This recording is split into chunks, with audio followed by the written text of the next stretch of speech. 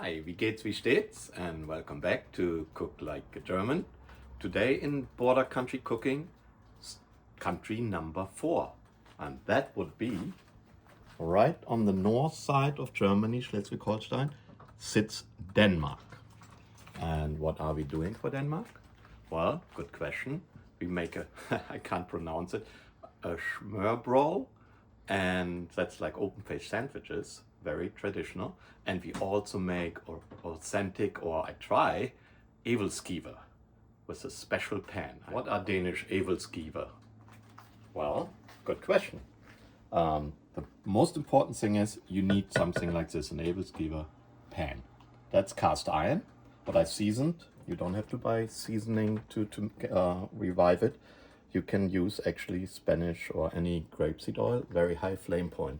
And we will make a segment in our YouTube channel to show you what to do with your cast iron after a while to resurface it like this. This was completely corroded, so it's easy to do.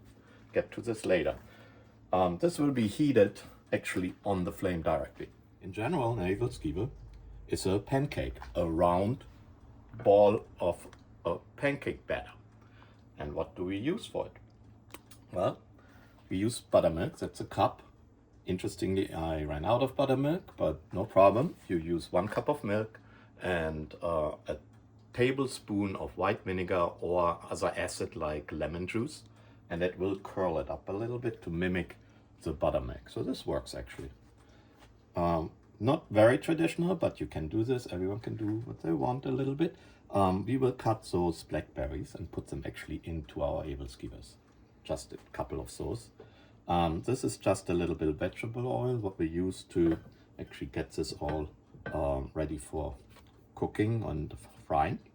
We have baking powder, we have salt, we have sugar, and we have baking soda. We have an egg, what we have to separate. We have 2 tablespoons of butter, what we melt, and we use some jam, what we actually put also into our Æbleskivers. We separated the egg, and now we are making the egg white and then the dough. So I separated the egg. We have the egg white, and what comes into our dough, this will be folded under. But the interesting thing is everything goes in the bowl and then we mix it. So there's no fanciness here. Party is starting now.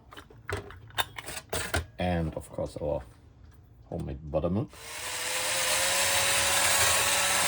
Now we mix the dough and now we're folding in our egg white.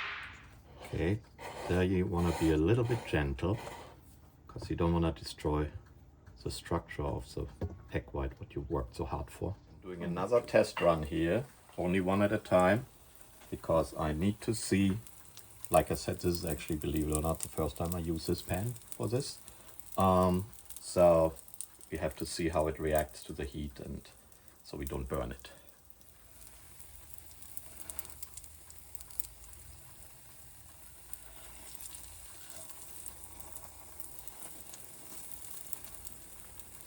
Alright, I'm getting to the end of the batch. We actually got 25 Æbleskivers out of 1 cup of flour. So more than I expected. Some are better than others, but in general, actually, it's true.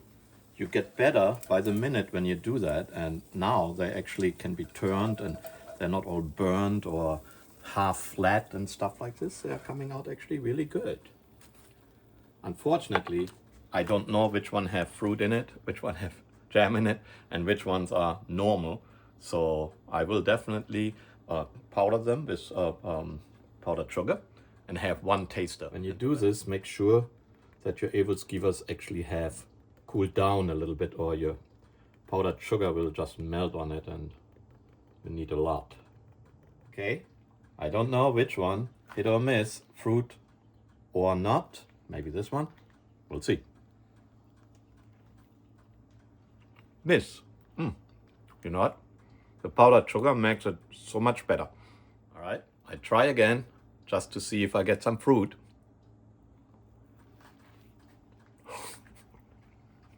No. And here we have it. Æbleskivers First time I made them. All right, so we are done with the Æbleskivers. I thought that was actually the easy part because look at this. Now we are going to our Smørrebrød. And it's a lot of preparation. We did a couple things here. So we have here, very important, like a rye bread with seeds, multiple flours like rye flour and wheat flour and bay leaf flour and some seeds, sunflower seeds. So we will cut those thin, butter them up. Little butter knife.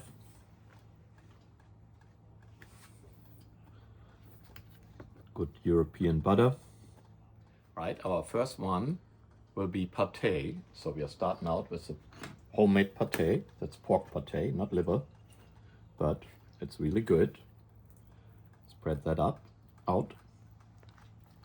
Let's assemble a couple things here. What I like with my pâté actually is getting some little gherkins on there. Now we do need some red onions. And now we need a little bit of parsley. Right, let's use a little bit of that parsley sauce, what is actually like creme fraiche, parsley, and little mustard with a little fresh pepper. So we have our first dish. That is our take on the pâté. And here is the thing. I'm tempted to eat it like this right away. And what I saw from a lot of videos, and I'm German, so we do a lot of it itself. We like our fork and knife. So this is not built up very high for this one, but the others have more stuff on it. You need to use a fork and knife to eat it. All right, let's see.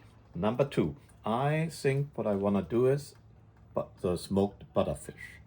So we are taking generously a couple pieces of smoked butterfish. With the butterfish, I would also use some onions.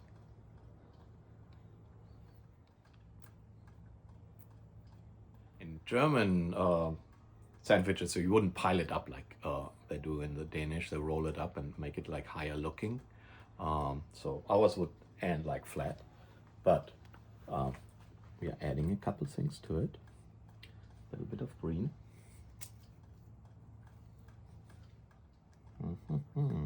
Yep.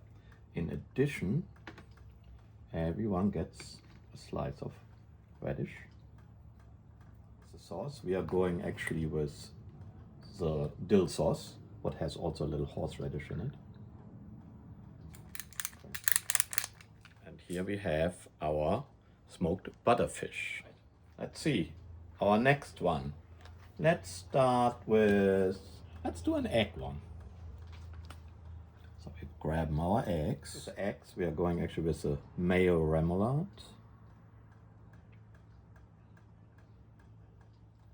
Let's add to it a piece of cucumber, red onions, getting a little bit pepper, like an orange pepper, tiny bit parsley, and of course pepper. Alright, let's make the next one with pork. So start out a little bit of green, a couple pieces of pork chop, some onions. This is a horseradish, mustard, and parsley sauce. Parsley. All right, now I think it's time for another. Let's do the potatoes. The potatoes definitely want to have some greens. A little big in here, so keep that out. Okay, we put some cooked potatoes on here. Okay. For the potatoes, definitely remoulade.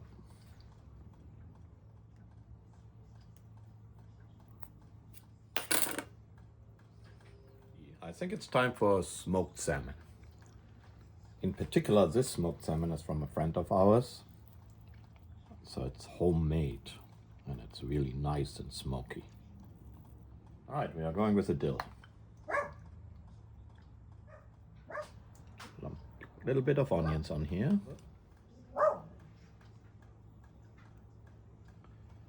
We also will use a tiny bit of salad leaf.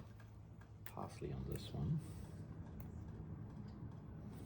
Right, no Smørrebrød without herring. So our star is the herring. So I have some pickled herring here. You know what? We'll give the herring also a little bit lettuce. Right, let's put some herring on here. This is pickled herring. I would love actually the parsley sauce and the dill sauce.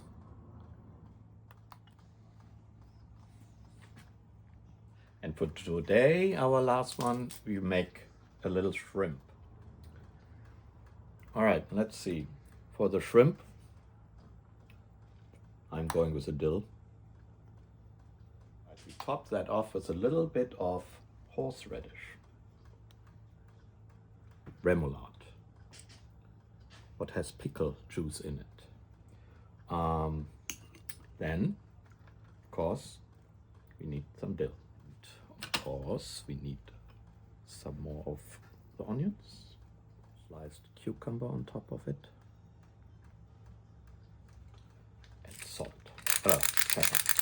So we have all our 7 favorites here together, and when we come back, we do taste it, and what is better than a Carlsberg Pilsner from Denmark. So see you then. And here we have it, some Smørrebrød. And we made 7 different ones today. I know there are many, many more.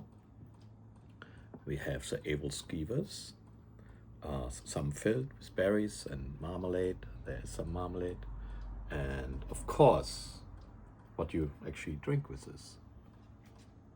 Good old Carlsberg Pilsner from Denmark. Very good Pilsner, by the way. And an aquavit. Like just to soothe your stomach later. Let me take one before. 2 things I'm used to from northern Germany, where I grew up as a kid. Let's dig in here and see what we got here. And let's go with the salmon, nicely smoked.